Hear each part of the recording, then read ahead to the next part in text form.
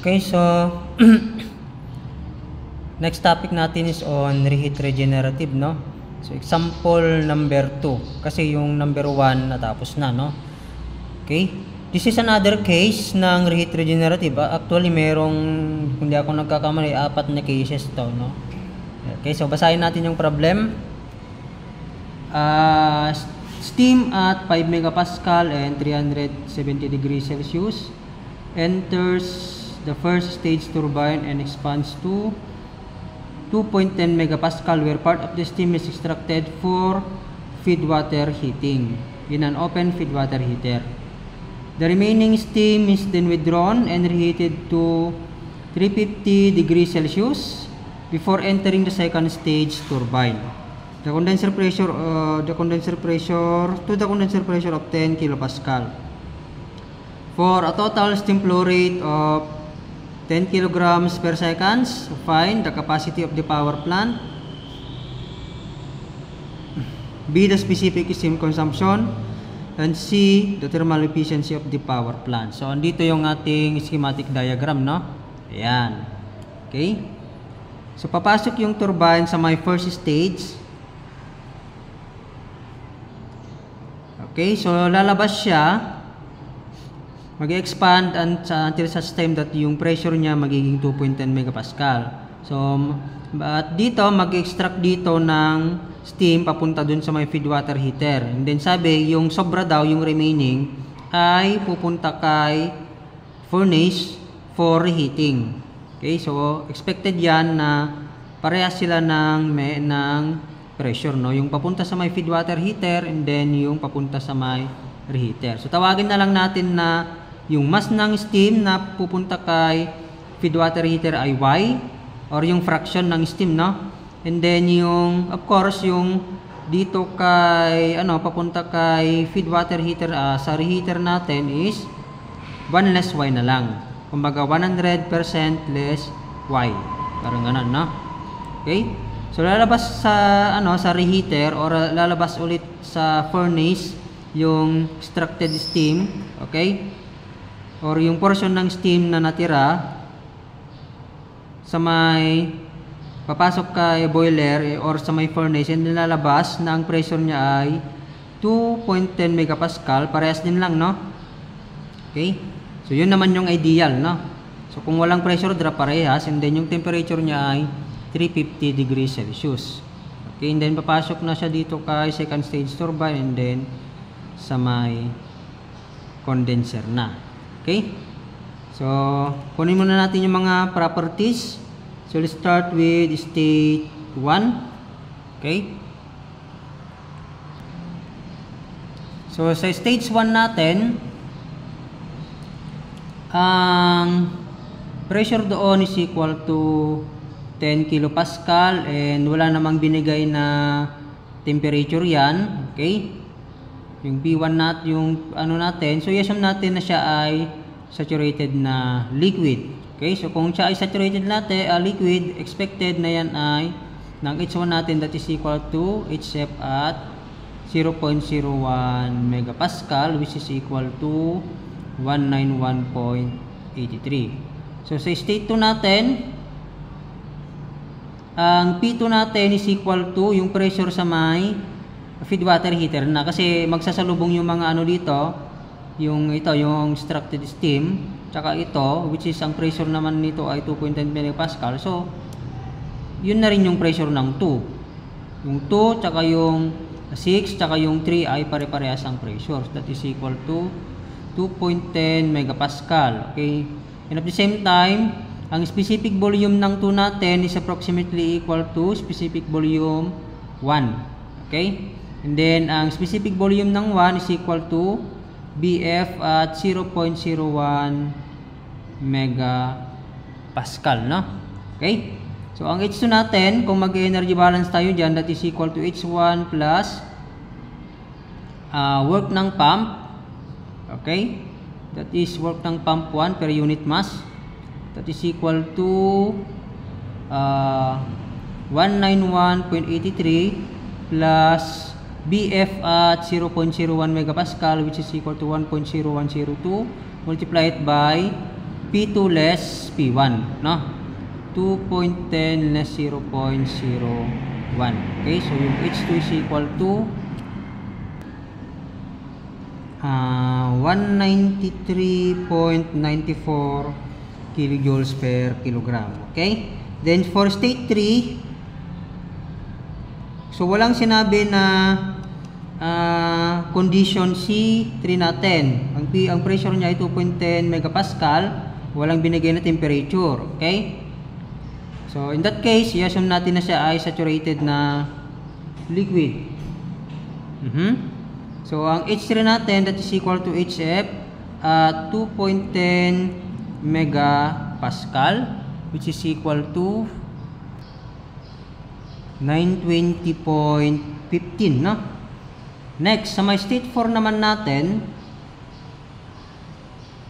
so kailangan natin ng dalawang properties para makuha yung ibang properties. Ang meron sa kanya ay ang P4 natin, that is equal to 5 megapascal, no? Parehas lang doon sa 5 kasi wala namang pump doon sa pagitan ng 4 and 5, or wala namang throttling valve, or wala namang turbine. So in that case, parehas yung pressure, no? And at the same time, ang B4 natin is approximately equal to B3. Ganun naman talaga ang analysis natin, no? Kapag yung isang liquid ay dumaan sa pump, ganun yung analysis natin. Okay? And then, ang B3 natin, that is equal to BF at 2.10 megapascal. Okay? So, yung magiging H4 natin is equal to H3 plus BF at 2.10 megapascal multiplied by P4 less P3. So this is equal to 920.15 plus, okay, 1.1810, and then P4 natin is 5 less 2.10. So yung H4 is equal to 923.57. Okay? Next, sa my state 5 natin, ang pressure niya ay 5 megapascal, and then yung temperature niya ay that is equal to 370 degree Celsius. Okay? So yung kanyang enthalpy ay makikita natin sa ito 5 megapascal and 370. Ito banda. This is 2848.8. No. Ano pala yan? Internal energy. This is 3120.5, and then yung corresponding entropy niya ay 6.5317. Okay, so this is equal to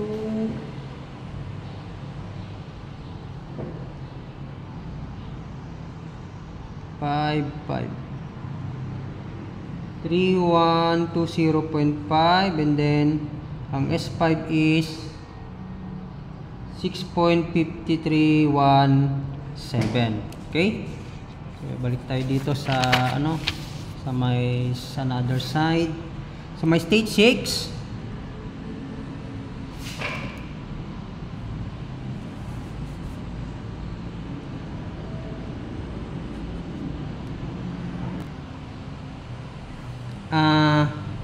Ang pressure natin sa my state 6 is equal to 2.10 megapascal. Okay, at the same time, so since wala namang sinabi ng isentropic efficiency yung turbine natin, ang entropy ng 5 is equal to entropy ng 6. So yan, so meron na tayong dalawang property for state 6. Pwede na natin makuha yung kanyang enthalpy. Okay? So this is 6.5317. Okay, so check natin kung yan ay superheated, no? So punta tayo sa 2.10 megapascal dito. Kung makikita natin yan, or kung nasa yan, 2.10 tapos 6.5317. 2.10 and 6.5317. So andito banda, no? Ito banda sa may 6.5317. Andito banda. Okay, so Since sa 2.10 megapascal ay nasa pagitan ng 6.5162 tsaka 6.5647. So dito banda yung entropy, nasa pagitan nito. So yan ay superheated. Okay? Ayan. At the same time makikita natin dito yung yung pinakatuktok. Ayan, yan yung kanyang SG. So since yung entropy ng 6 ay greater than the SG at 2.10 megapascal, siya ay superheated. Okay, so mag-interpolate tayo dito. Ayan. So let us interpolate here. Lagay lang natin sa calculator yung mga properties. So pindutin ng mode, tapos 3 and then 2. Then input natin ito 6.5162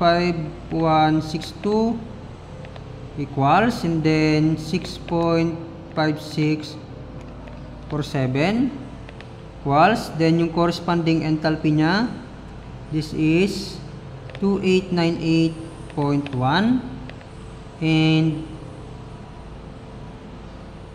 2923.7. Okay, so kapag na-input na yan,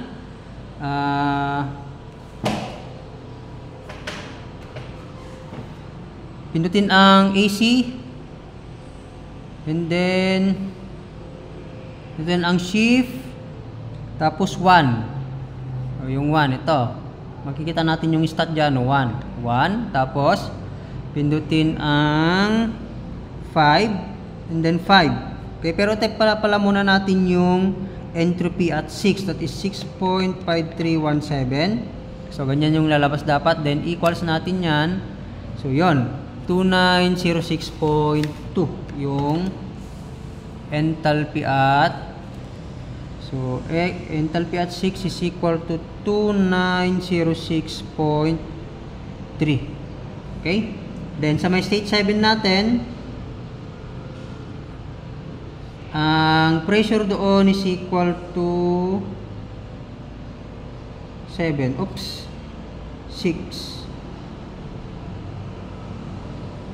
Okay, dito banda sa may stage 7 natin. Okay, dito banda sa may stage 7 natin, yung kanyang pressure ay 2.10 megapascal, and then yung kanyang temperature is equal to 350 degrees Celsius. Okay, check natin kung yan ay superheated.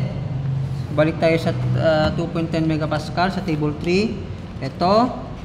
And then yung temperature natin na 350 ay ayun, no? Okay, so superheated nga siya. Kunin natin yung mga enthalpy tsaka entropy dito. Take note na kapag kukuha tayo ng enthalpy tsaka entropy, kapag papasok sa may turbina, palagi yun na, kapag papasok sa may turbina, palaging kunin ang enthalpy tsaka yung entropy. Okay? Ideal man yung process, isentropic man yung process or hindi, kailangan kunin. So this is equal to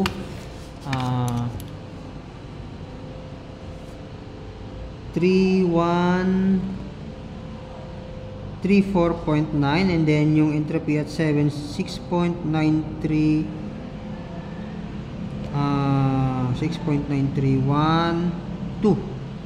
Okay, next sa my state 8 naman natin.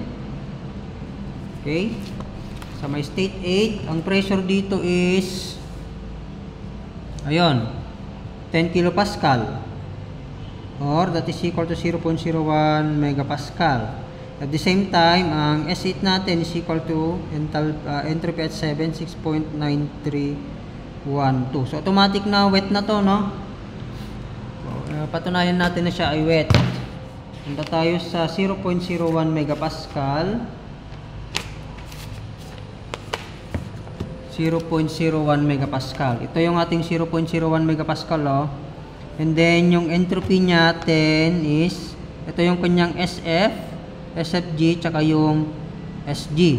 So kung mapapansin natin, nasa pagitan ng SF tsaka SG yung entropy at 8. So kapag gano'n na mangyayari, that is wet. So kung wet, kailangan kunin ang X. Okay?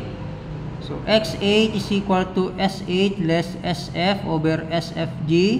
Okay? Itong SF tsaka yung SFG, that is at 0.01 megapascal, no? So 6.9312 less 0.6493 to. Tapos yung SFG doon is 7.5009. Okay? So this is equal to 6.9312 less, this is equal to 0.8375. Okay? Use for decimals kapag x ang kinukuha mo ang x para accurate yung lalabasin. Then pwede na natin gamitin yung x8 na yan para makuha yung enthalpy ng 8. Then x8 HFG. So take note yung mga to yan at 0.01 megapascal. So this is 191.83, then 0.8375, tapos 2392.8 ito. Okay? So this is equal to 2195.8. So yan. So kompleto na ata. Yung 1 to 8 natin kompleto na, no? So pwede na natin kunin yung capacity ng power plant. Okay, paano ba kukunin yung capacity ng power plant? Ang capacity ng power plant, that is equal to the work net. Okay? So, ang work net natin is equal to work ng turbine or power output ng turbine less minus power consumption ng pump. Okay? Or, this is equal to work ng turbine per unit mass less work ng pump per unit mass multiplied by the mass flow rate of steam. Okay? So, let us solve yung pump work, yung turbine work muna. So, mag-energy balance muna tayo doon sa first stage. So, at first stage, turbine, okay, take energy balance. Ayan. So, ano bang papasok doon? C5, no? So, M5, H5 plus, okay, neglecting kinetic energy ito, neglecting kinetic energy, no? Actually, sa energy balance natin, sinasali sana dapat natin yung kinetic energy, no? Tsaka potential energy, ine-neglect na natin yung mga yon, no? Kasi maliit lang naman yung effect nun. Okay? Tsaka wala namang given na elevation, no? Between 5 and 6. Tsaka velocity ng 5, tsaka velocity ng 6, wala namang velocity, no? So, we neglect them. Okay? Ano pa yung pumasok sa first stage turbine? Wala na, no? Is equal to M6 H6 plus work ng first na turbine. Okay? So, kung idodrawing natin yung ano niya, ito, work ito ng turbine first, then ito yung ano natin 5, ito yung 6, no? Ayan. Okay? So,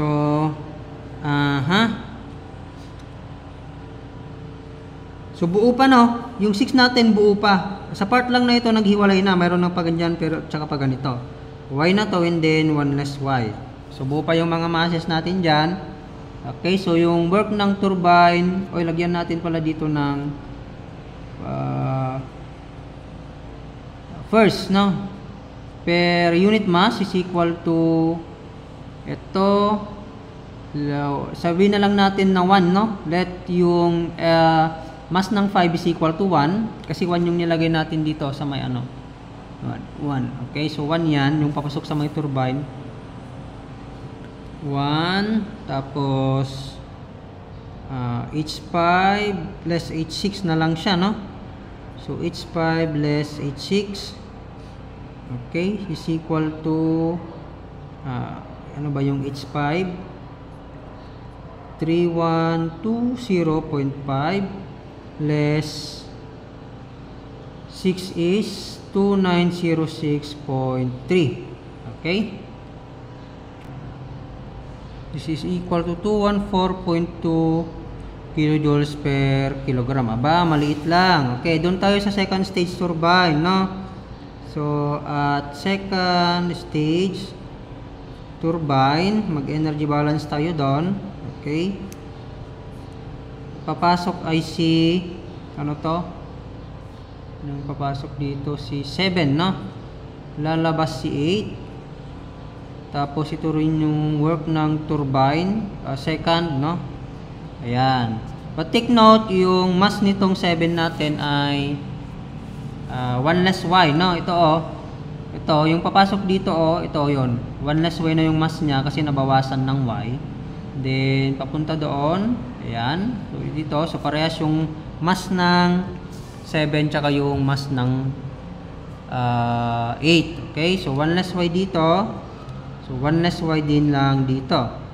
Okay? So kapag mag-energy balance ka dyan, ang work ng second stage turbine per unit mass is equal to 1 less y multiplied by enthalpy ng 7 less enthalpy ng 8. Okay? Pero wala pa tayong y. So kailangan nating kunin muna yung y. Mag-energy balance tayo doon sa feed water heater. At open feed water heater, mag-energy balance doon. Yung pumasok M2. Okay? Tsaka yung 6, no? Wherein ang mass ng papuntang feed water heater ay y, and then enthalpy niya ay 6 is equal to M3H3. Okay? Yung M2 natin, kung mapapansin, no? Yung M2 natin is ito, 1 less y to. Parehas na rin yang kay 1. 1 less y na rin ang mass dito. Then, siya rin lang si 2. 1 less y na rin lang yung mass doon. Okay? So, yan. So, 1 less y, and then ang H2 natin is 193.94 plus y, and then ang enthalpy ng 6 natin is 2906.3 is equal to 1. Okay? Kapag mag-mass balance kasi doon, tignan natin na. Yan. Pag mag-mass balance tayo dito, ayan, ang papasok ay y, ang papasok ay 1 less y, ano yung lalabas? 1 na lang. Okay? 1. So, parang ganito ang mangyayari, Papasok ang 1 less y. Okay? Mag-mass balance tayo plus y is equal to ano yung M3 mo.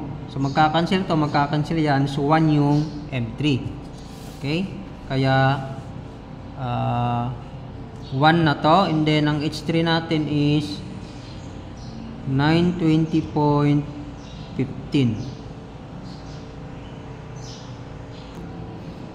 Okay? So, yung y na makukuha doon ay 0.2677. So, yan si y. Okay? Next. So, tapos na tayo doon kay y. Makukuha na pala natin yung work ng second. Ito yung work ng second natin, Ayan, work ng second. Ayan, ito. So, yung work ng second na turbine per unit mass is equal to 1 less 0.2677 multiplied by enthalpy ng 7. That is equal to 3134.9 less 8.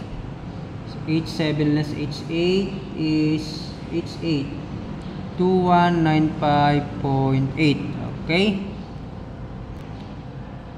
This is 907.39. So kilojoules per kilogram. Okay? So yung total ng work ng turbine per unit mass is equal to, i-add natin yung first. Ang first kanina ay, sana yung first? 214.2. So 214.2 plus 907.39. Okay, so this is equal to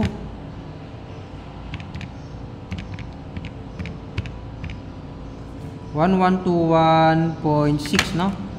1121.6 kilojoules per kilogram. Next, sa may pump naman natin. Okay, balikan natin yung pump natin. Ito. So dito, H2 less H1, no? Pero yung mass dito is 1 less Y.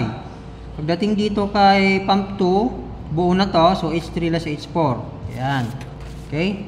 So, work ng pump, total na to per unit mass is equal to yung work ng pump 1 per unit mass, okay, plus yung work ng pump 2 per unit mass din.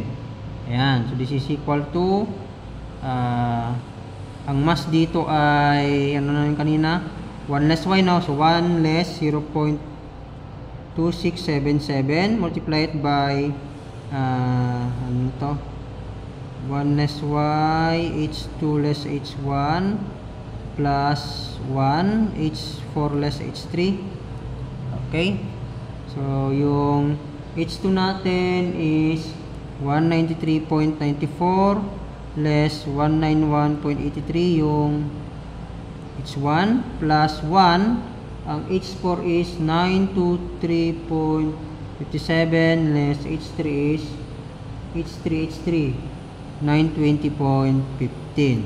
Okay, so ito yung mass yung work ng pump per unit mass.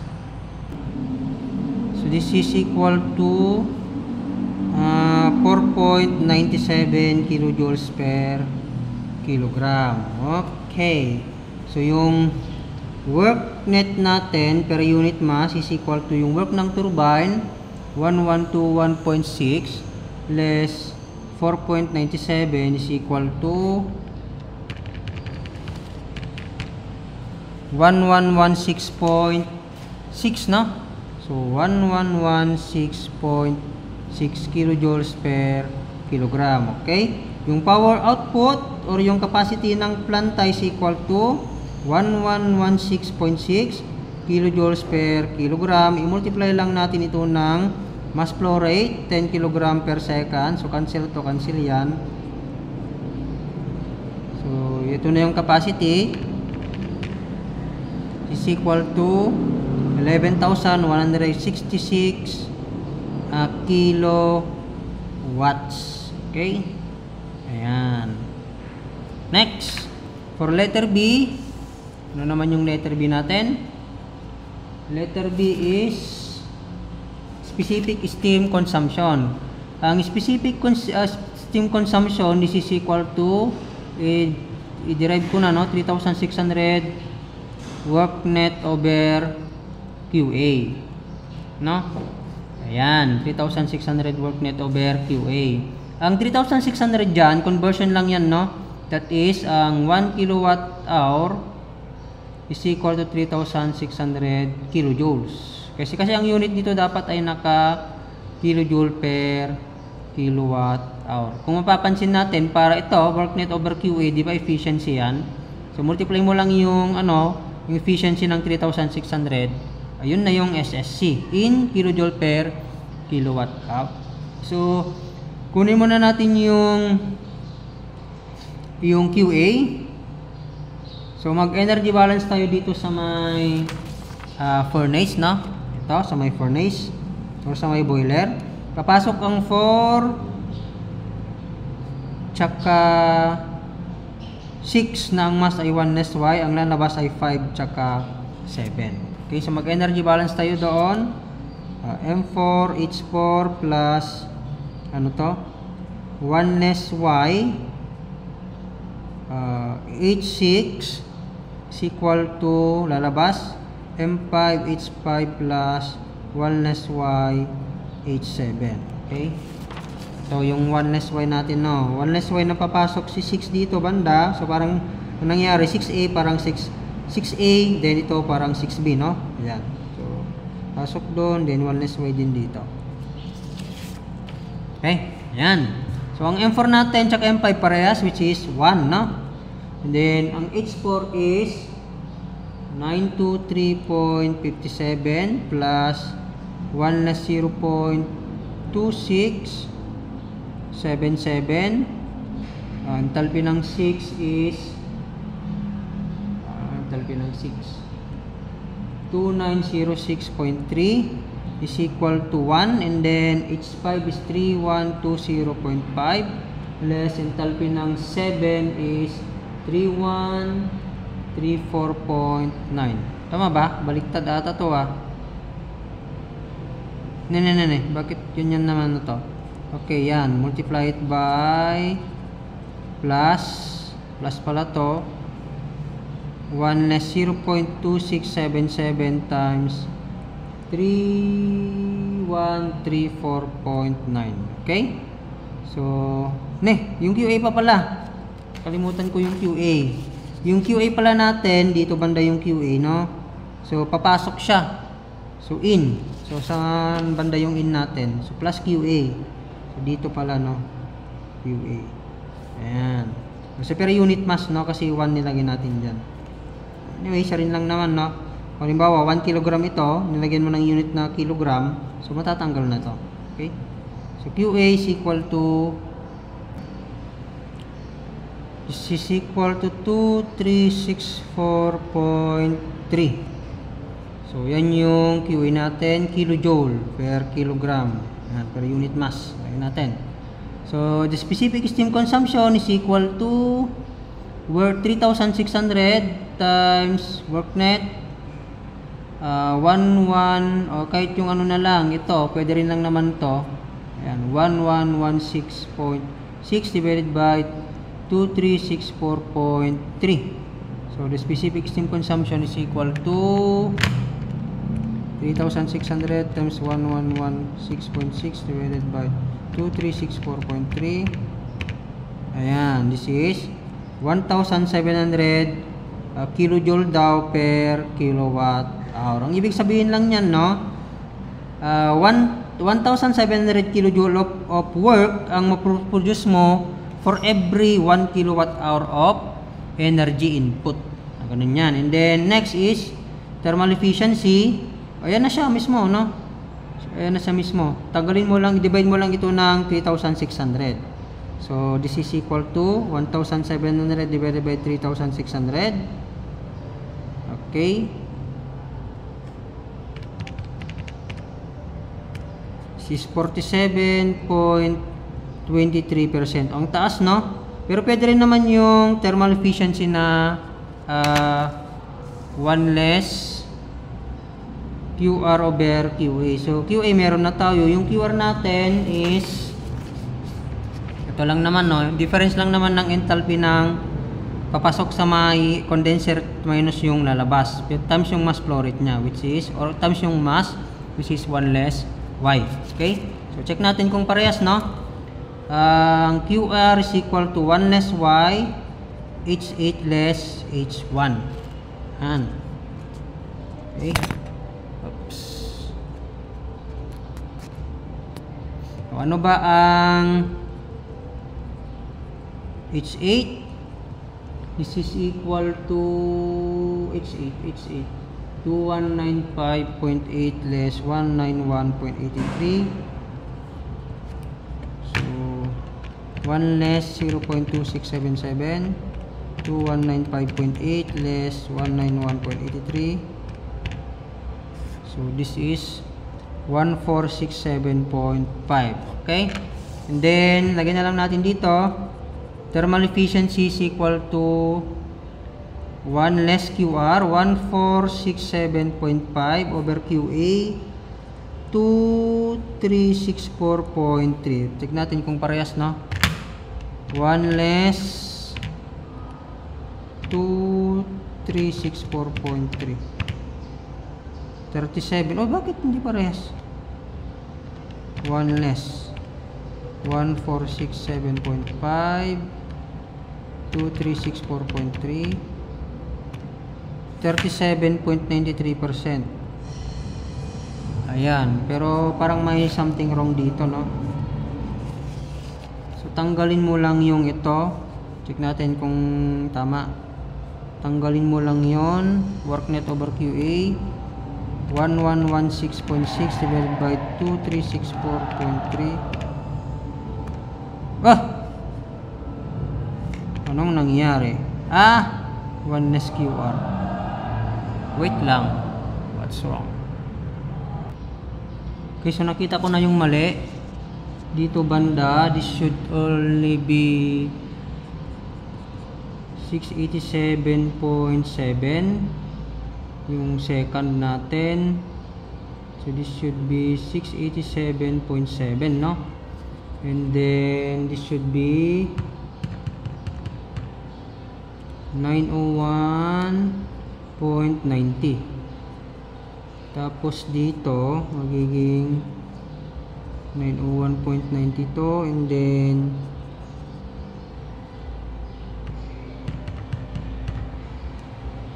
$896.9. Then ito 896.9, so magiging 8969. Tapos dito saan na yun, 896.9, no?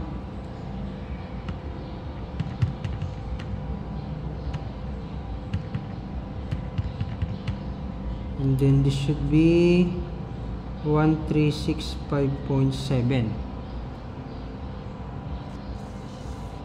Ayan. Ito banda, no? Should be 1365.7, no? Then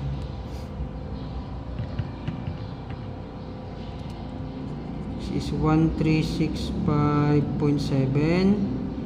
Then ito magiging, ayun, okay na siya, 37.94%. Ayun, parehas. Okay? Ayan. So thank you for listening. Good day.